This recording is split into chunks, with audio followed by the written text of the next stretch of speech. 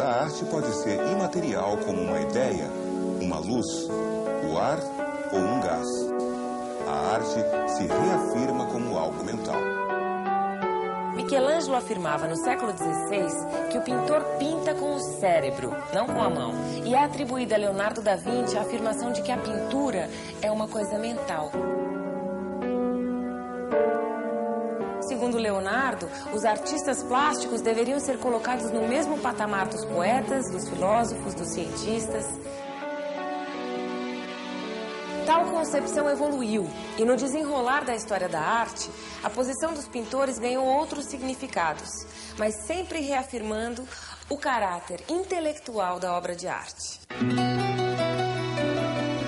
Já no século XX, um outro artista reformulou a questão proposta por Leonardo, Marcel Duchamp. Acima de tudo, os dois acreditavam que a arte não deveria ser apenas uma experiência retinal, visual, mas sim uma cosa mentale.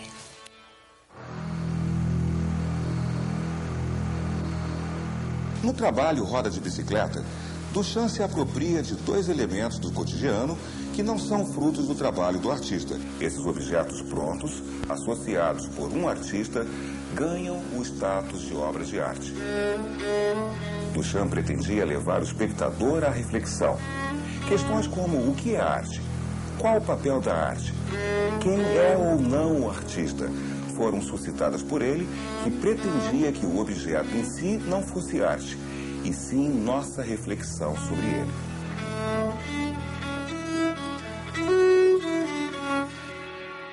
No final dos anos 60, surgia mais uma atualização dessas ideias no contexto das artes, no mundo e no Brasil.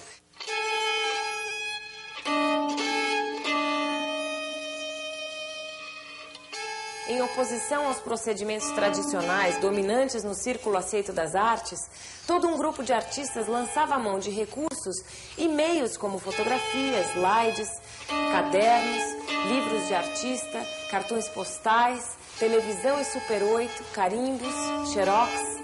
Nascia a arte conceitual. Em primeiro lugar são as ideias. E daí os meios vêm a reboque, né? Desenho, gravura, instalações, tem tapeçarias, uma curiosidade enorme, raio laser, fibra ótica, projeções. Eu vou passando assim, pelos meios conforme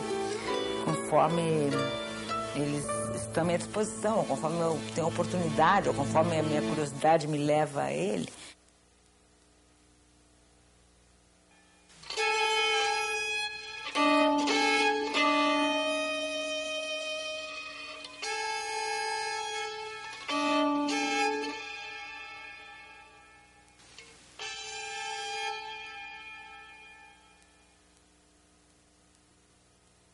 Não se pensava nada no permanência, nem no futuro, nem na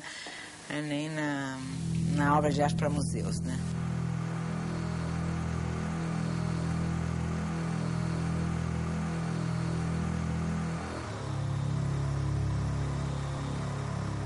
Era propositalmente duro e difícil de engolir, né? Por parte das galerias, por parte do mercado de arte, por parte das instituições. Ou seja, o trabalho era produzido para trancar.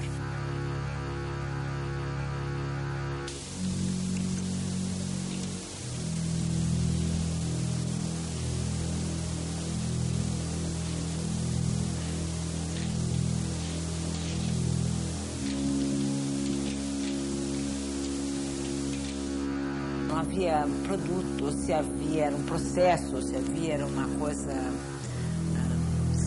enorme, ou era uma performance, ou seja, havia tudo aquilo que não podia virar um objeto de troca, de mercado.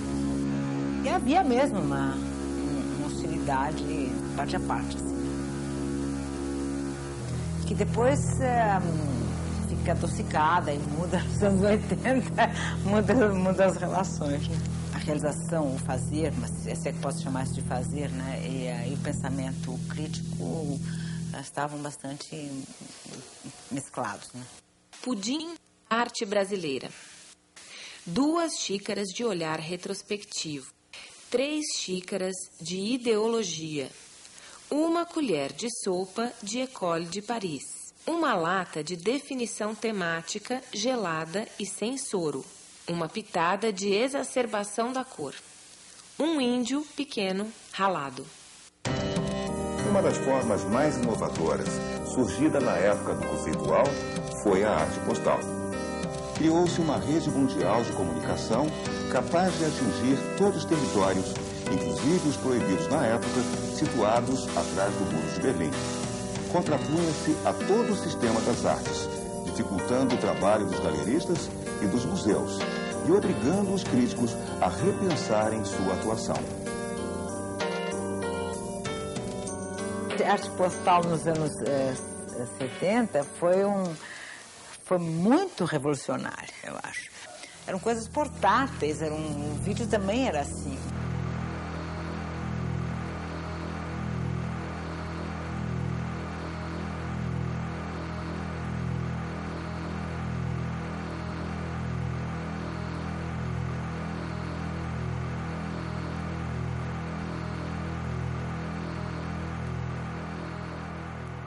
Ao lado do vídeo, da arte postal, das poéticas visuais, do corpo e das performances, o livro de artista ou livro-objeto também desponta como um meio de arte ainda hoje utilizado.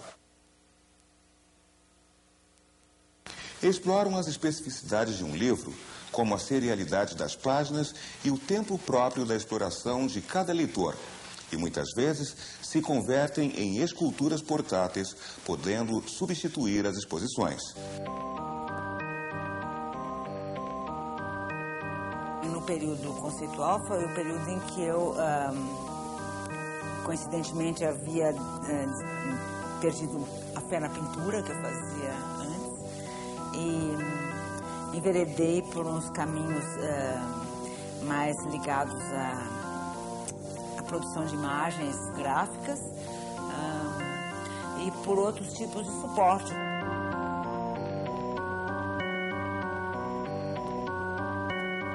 A primeira coisa é este flash assim dentro da cabeça, essa imagem, pensar qual é a provocação que um lugar ou que uma coisa oferece para o artista, né?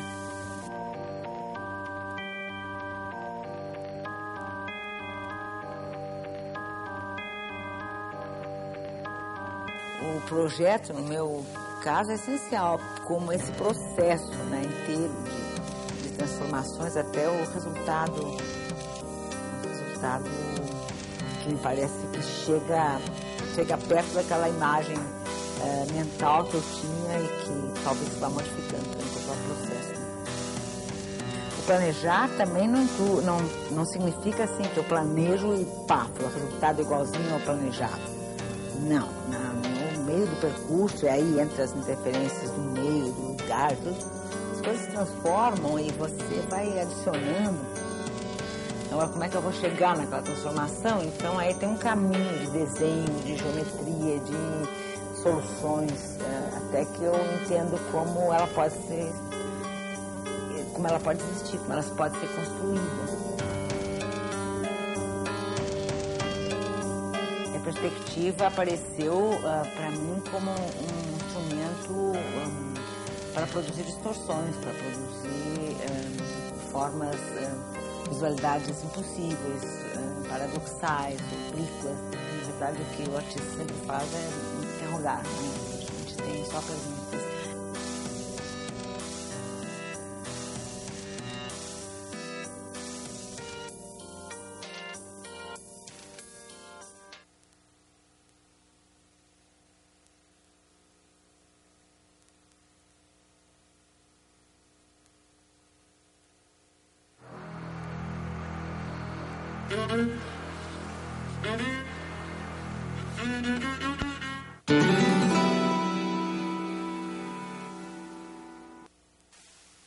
Em fins dos anos 70, no auge da desmaterialização do objeto artístico, as galerias de arte entram em um certo impasse.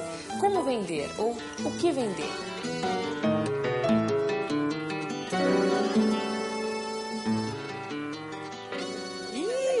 Já tá queimando. Bonito que ficou. Ai. Era um momento de refluxo da pintura. O ato de pintar não fazia parte do receituário conceitual. Para perceber o grau de marginalização da pintura, ela não era ensinada nem nos cursos universitários de artes plásticas. Começou meio a pintar, assim, tipo, escondido. Eu lembro até hoje, a Regina Silveira fala que ela foi visitar o ateliê do Sérgio, que chamou ela primeiro e tal, e tomou a maior surpresa de encontrar lá umas pinturas.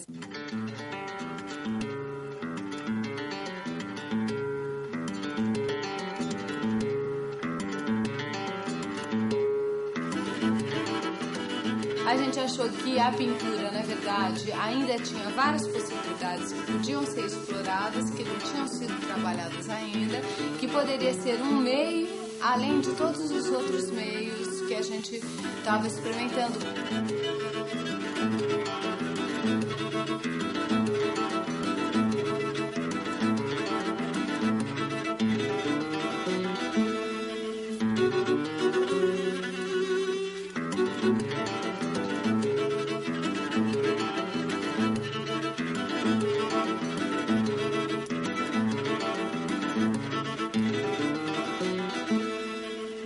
Em São Paulo, muitos artistas da retomada da pintura no início dos anos 80 tinham sido alunos de Regina Silveira, Júlio Plaza e Nelson Lerner nos cursos da Fundação Armando Álvares Penteado. E apesar de ligados à nova pintura, continuavam o debate a respeito das apropriações e handmades próprios dos conceituais.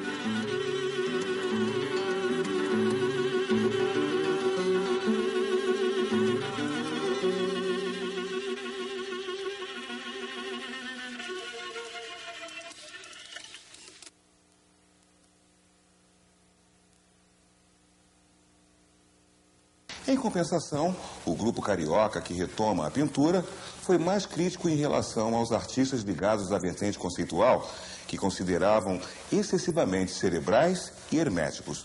Contrapunham a eles suas apologias ao prazer libidinoso de pintar e à emoção. Era um deixar fluir.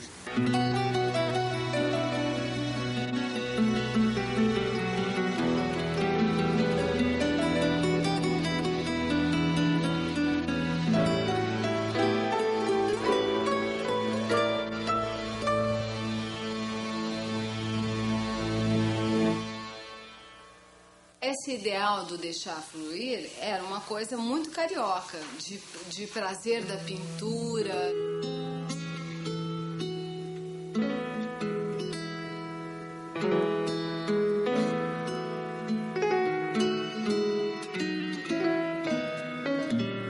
Nós estávamos querendo questionar a possibilidade de fazer uma pintura mais conceitualizada, que na época, quando você dizia isso, parecia uma coisa que não grudava, assim, como pode ser uma pintura se tem misturado com conceito.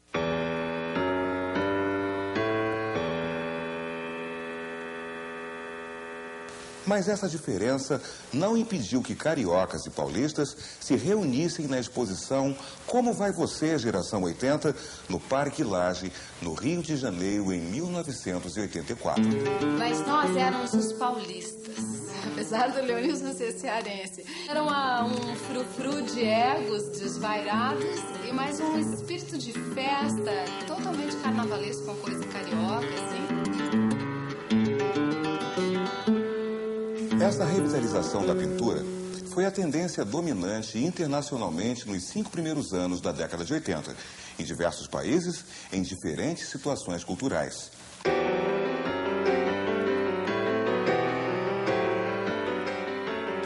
É o período em que os artistas executam pinturas espessas, texturas pesadas, integradas a colagens de materiais variados, ampla gestualidade, cores esfuziantes e empastamentos volumosos.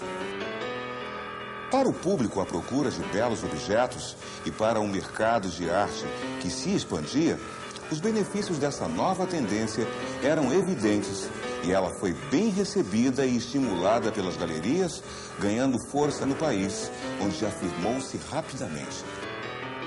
Subitamente, as galerias despertaram, várias galerias novas abriram e havia um interesse muito grande por uma produção bastante recente.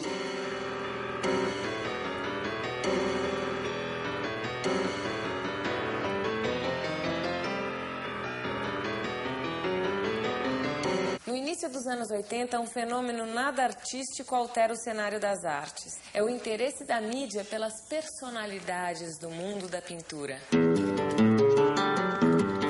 Não se deve estranhar a influência da imprensa alterando o fazer artístico de um período. A maior parte das discussões travadas na época do abstracionismo no Brasil se deram através de publicações de críticas ou manifestos nos suplementos de cultura dos principais jornais do país.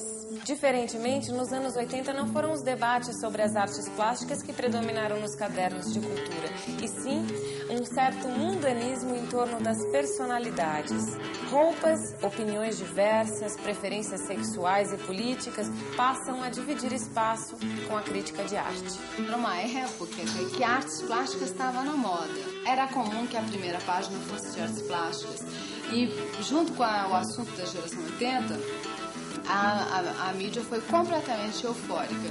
Eu especialmente fui brindada com, não sei se brindada ou castigada, com essa atenção da mídia, então eu tinha muito espaço nas mídias mais apropriadas, que eram os cadernos de cultura e as revistas de arte, mas tive espaços absurdos em revistas semanais como a Isto É ou a Veja, e depois cheguei até a ser capa da Vejinha. Outro dia o Agnaldo Fares que estava falando disso, que era uma coisa impensável, em tempo algum não tinha tido um artista capa da revista, e como nunca mais teve depois.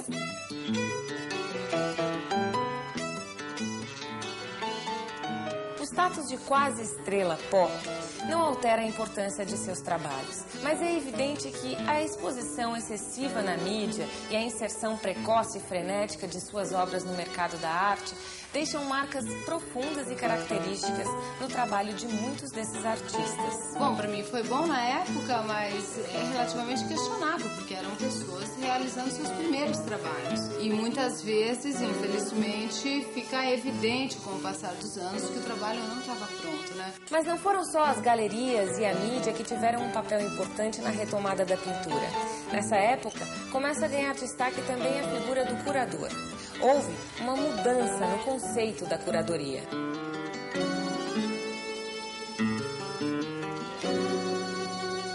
O curador é a pessoa responsável pela organização das obras de arte em museus, galerias, etc. Já no início dos anos 80, o historiador e crítico Walter Zanini propõe uma posição crítica para o trabalho do curador, ao instituir na Bienal de São Paulo um conceito de montagem por analogia de linguagens. As obras passam a ser agrupadas não por nacionalidade, mas por seus paralelismos e afinidades formais e conceituais. Partindo dessa ideia, Sheila Lerner, curadora da 18ª Bienal de São Paulo, gerou polêmica ao construir um corredor e colocar diversas obras de inúmeros artistas que participavam da retomada da pintura, uma ao lado da outra, sem distinção. As obras, da maneira que ficaram dispostas, sugeriam que se tratava de um único trabalho, a grande tela, como se as produções individuais daquele período não trouxessem diferenças relevantes entre si. Tinha uma poética na ideia da curadoria, como uma coisa geral, assim, mas na prática, para o artista, era como ter seu trabalho anulado. Ficou tudo empastichado, até porque não só eram grudados, como tinham muito pouca distância, tinha 5 metros. Então era um corredor massacrante. Eu até hoje, você falando, eu tento me lembrar, eu mal conseguia distinguir. Realmente a ideia se cumpriu, mas o trabalho dos artistas foi anulado.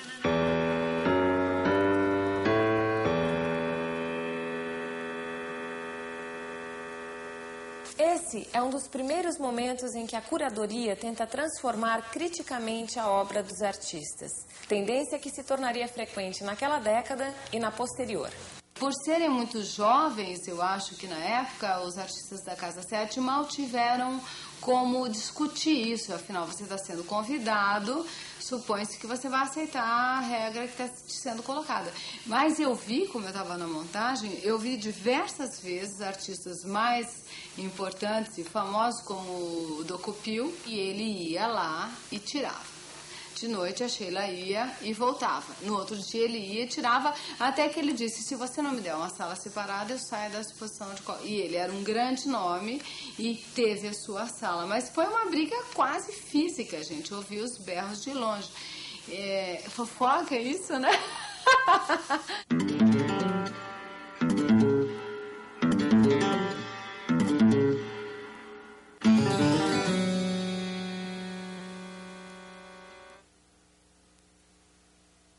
A volta à pintura no início dos anos 80 teve vida curta e na década de 90, os novos movimentos da arte ligam-se ao experimental, instalações, apropriações e uso da tecnologia.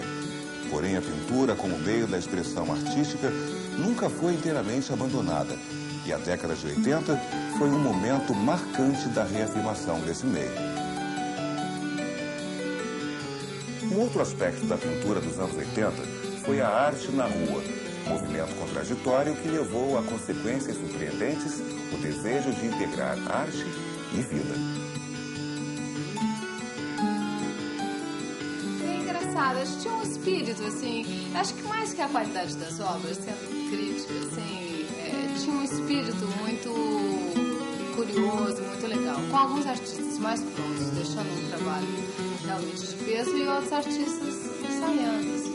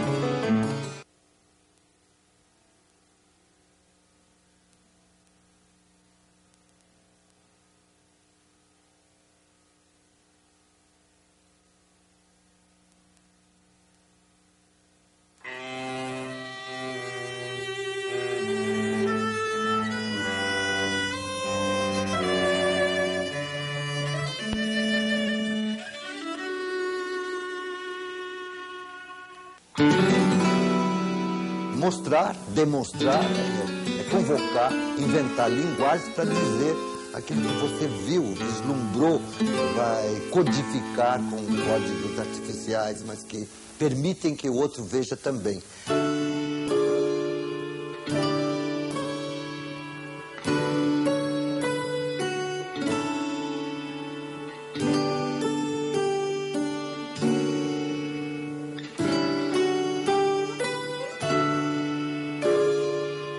A arte lida exatamente com essa fronteira do mistério.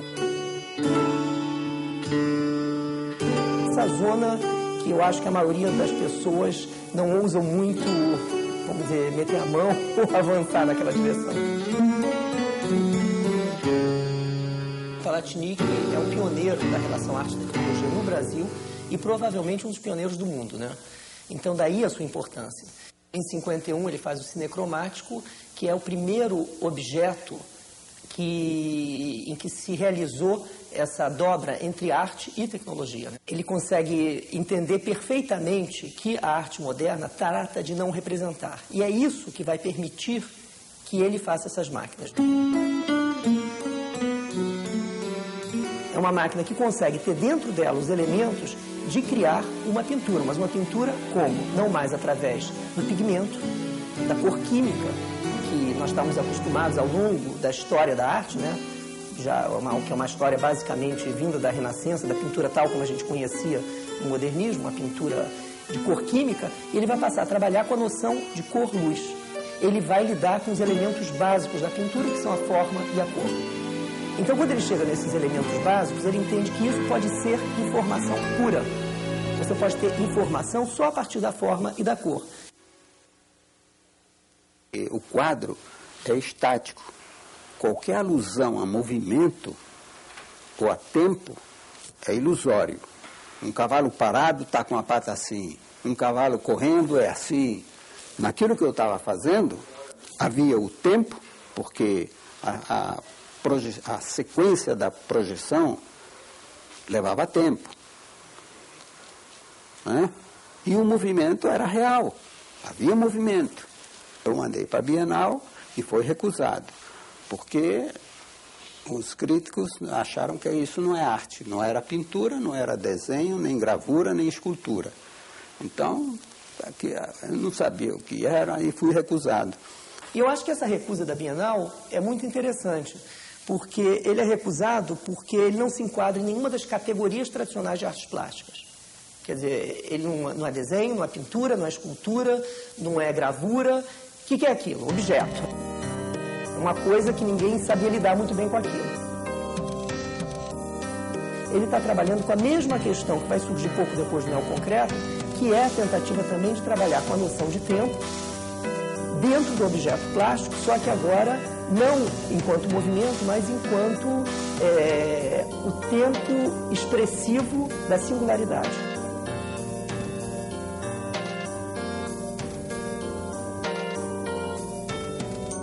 A pintura neoconcreta terminou eliminando totalmente a figura.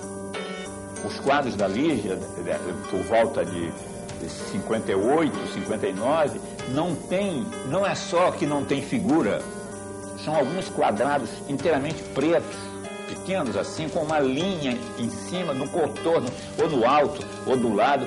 Então o quadro mesmo, a superfície que seria tela, não tem nada. E essas coisas vieram confirmar a minha interpretação de que se tratava de uma eliminação total da linguagem pictórica e de uma desintegração do quadro, o que terminou acontecendo. A fase desses trabalhos dela se chama casulo, que é quando estufa, a placa estufa e depois ela cai no chão e vira uma outra coisa que já é como se fosse uma escultura móvel, manuseável, que são os bichos, os tais bichos dela.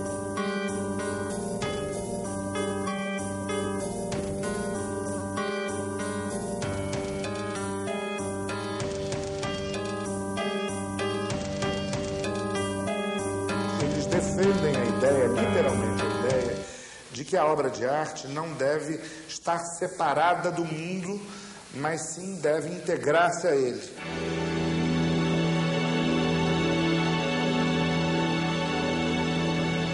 A proposta de abolir a moldura é para que a obra de arte tenha por fundo o mundo.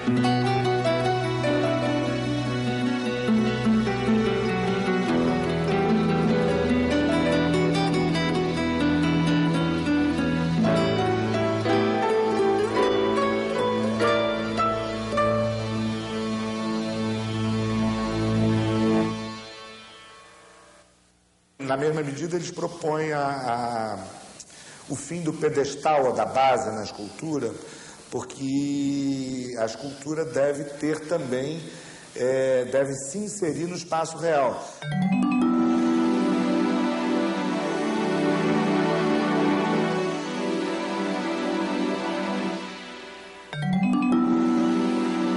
A partir dos anos 60, aquilo que era a integração entre o espaço da obra e o espaço real muda e se transmuta para a integração entre arte e vida. Naquele quadro, Muito bom. Ah, aquilo é você mesmo, né? Aquele ali de baixo. A integração, a nova figuração, ela já surge não apenas por influência da pop, que se desenvolve lá fora, mas ela já surge numa espécie de genealogia própria que se desenvolveu a partir da década de 50 com o concretismo e não concretismo.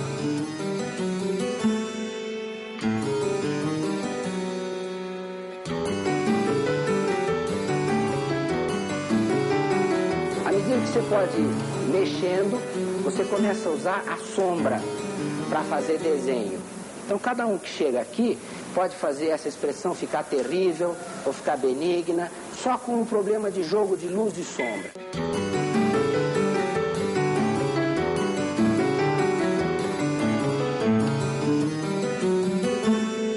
Fiz o outdoor, né, nos anos 60, para ter a arte na rua. Coloquei outdoors em 200 pontos da cidade de São Paulo. É colocar a arte na rua, né, e já lidar com a arte pública. Fiz o outdoor em 65, 66, né? Por aí.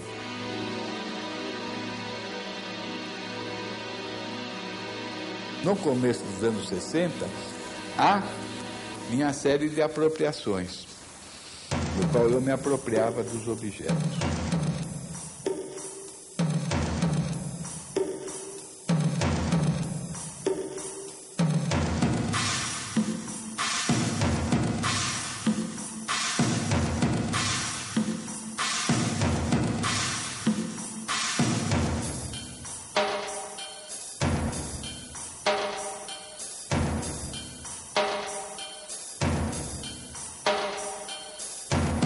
Eu comecei a recolher esses objetos prontos, que eram portões, que eram grades, que eram tapumes de obras. E eu simplesmente pedia para a pessoa que eu colocaria um portão novo se ela me desse esse portão velho.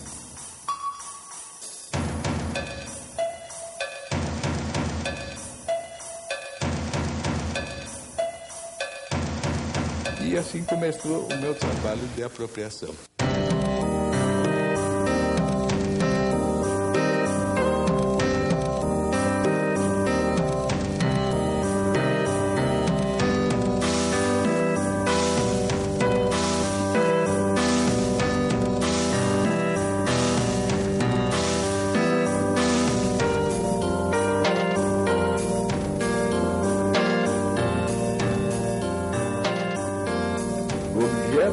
Estavam praticamente prontos, né? Não tinha que fazer mais nada. Era só pegar e me apropriar.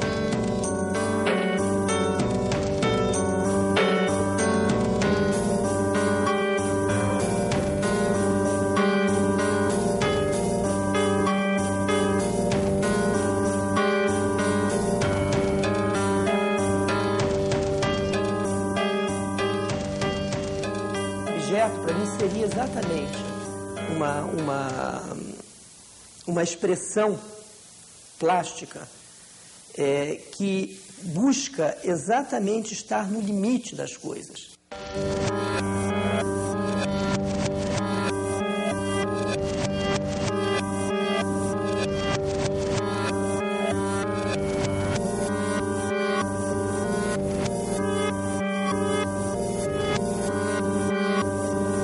Você pega daqui, pega dali, e você cria uma dobra expressiva mesmo.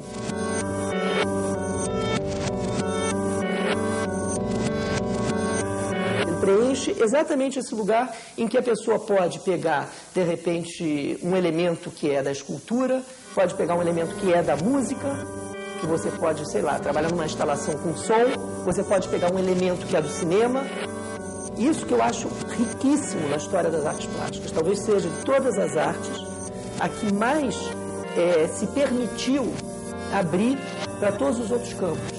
Então, o objeto, de alguma maneira, ele configura esse lugar. O objeto tem exatamente essa capacidade de reunir esses elementos e, ao mesmo tempo, virar um fulcro. Um fulcro no sentido de ser um ponto que absorve essas questões e que questiona.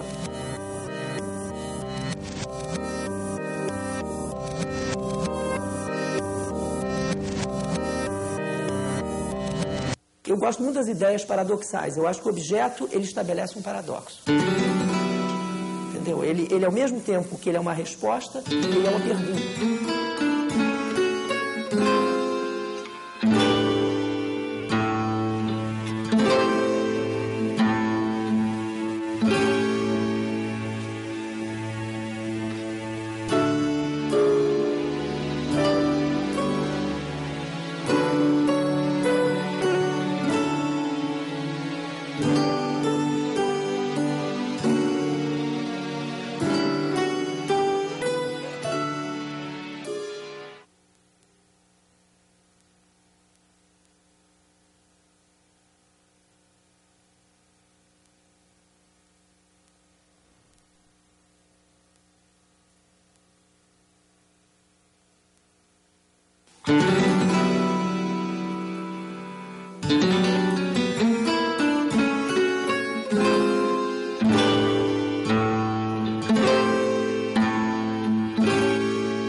Enfim, se tem falado tanto em pintura nos últimos anos, nesses, né, e de repente o Max se propõe a fazer uma exposição sobre o tridimensional, colocando a questão da escultura novamente em pauta. Então eu acho que esse seria o interesse fundamental, né, de uma exposição que reavalia a questão do objeto, né, no momento em que tem se falado tanto sobre a pintura.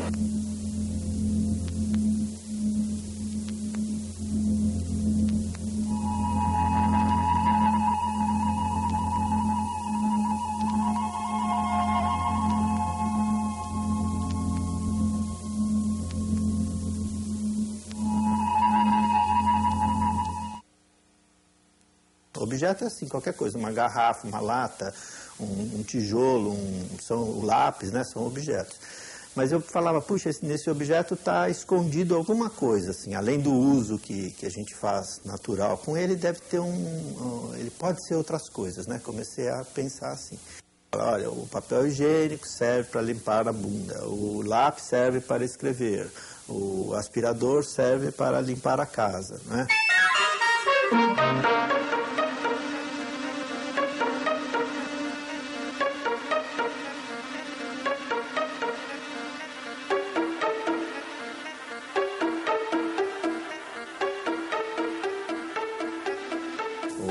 O toca-disco serve para escutar muito. Então, é um uso que se apresenta do objeto para você comprar mas isso não quer dizer que ele não possa ser útil para infinitas outras coisas.